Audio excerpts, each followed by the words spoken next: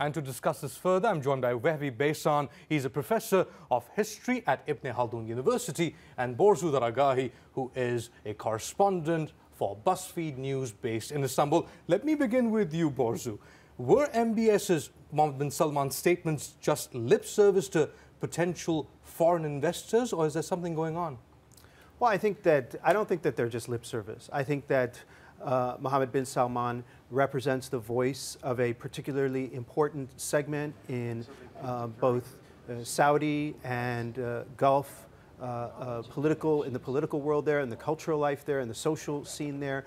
It's not maybe a majority, but he does represent a very significant portion of the people who would like to see their country become more modernized and so on. But I mean, to qualify that, and this is more the realm of academics and so on, you know, it's not so easy to just modernize a country like Saudi Arabia from below, as countries like Turkey and Egypt and Iran have discovered.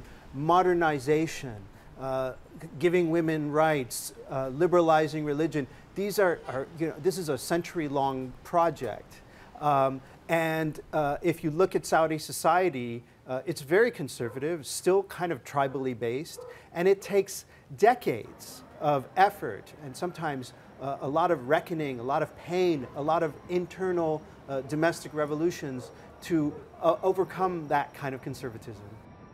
Just to tell our viewers on what this means, Saudi Arabia has a population of 28 million people. Half are under the age of 35. There's 12.7% unemployment, but keep in mind that 80% of their workforce is non-Saudi. 400,000 Saudis enter the labor force every year. As Borzou was saying, Professor, it's not easy, is it, to reform or change society? Not at all. But then if there is a will, there is a way. But there is a problem too. I mean, how are they going to break this Wahhabi influence? I mean, because announcing moderate Islam in itself using Western terminology means what?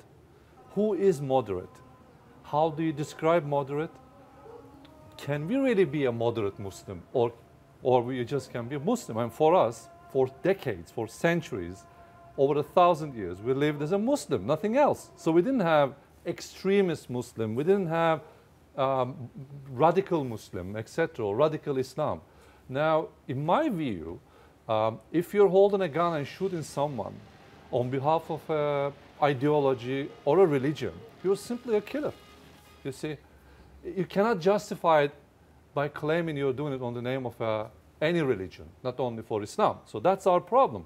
Therefore, when you say modern Islam, what is it? Like instead of 5 times praying 3 times? So I think they should come up much clearer than that, unless, of course, there's something else behind it, which is, in my humble opinion, probably they're referring to the difficulties they will be facing in the near future with this NEOM project, because $500 billion investment, northwestern part of Saudi Arabia will be included territorially, up to Red Sea coast, and into then Egypt. Jordan, and you have Egypt. So we are not looking into like only modernizing, or rather moderating Saudi Arabia.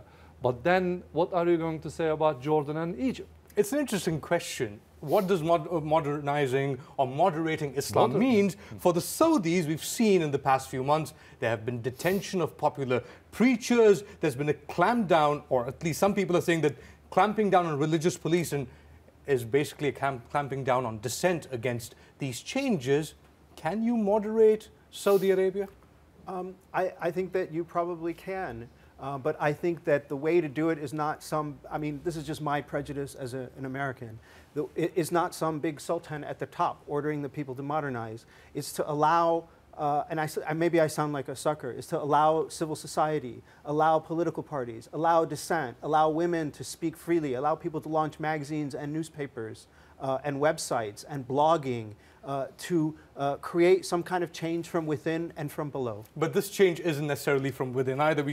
We've seen recently Jared Kushner go to Riyadh and talk to the royals, How involved are the Americans in pushing for this change? I mean, Americans have a complicated relationship with Saudi Arabia. In the past, they have not been a moderating force. If you look back in the 50s and 60s, Saudi Arabia was much more politically diverse than it is now, and largely in part to the West placing its bets on the most conservative elements in the Saudi political scene.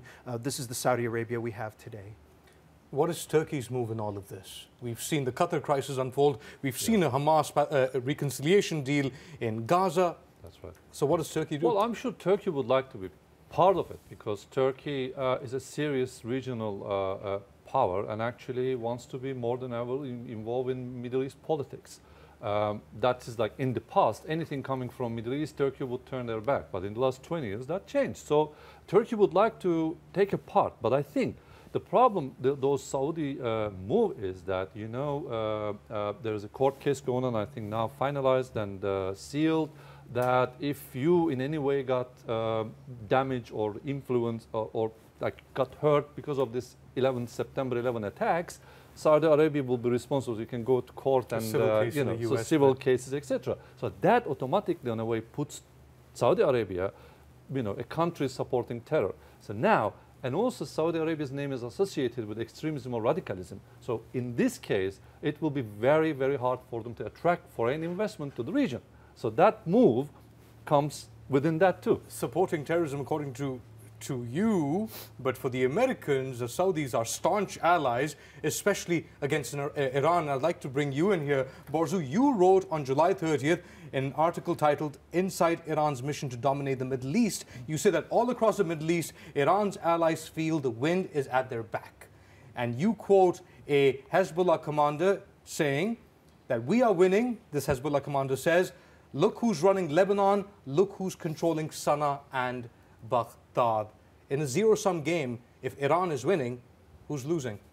Well, I think that to some extent the U.S. is losing.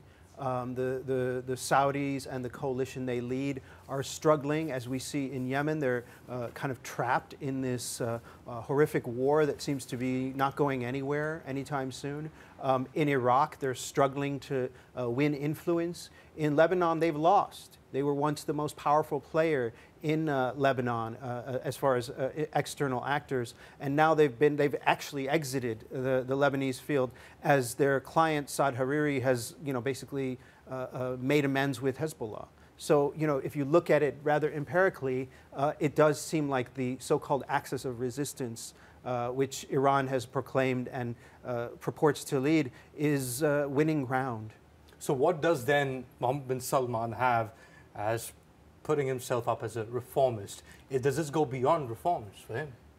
Well, I mean, I'm not sure what the whole strategy is. I think that there is probably an element of public relations there. Probably some slick advisors based on K Street in Washington are suggesting that he repackages Saudi Arabia because they're losing the PR war in the U.S. so badly as well. And not just at the expense of, not just because of Iran and the sort of moderate government in Iran and its successful marketing tactics, but even this fight they started with Qatar, it's sort of a draw as to who is considered more reprehensible in the U.S. imagination. So they're struggling in that front. Borzou Dargahi, Professor Vehbi, thank you so much. Thank you.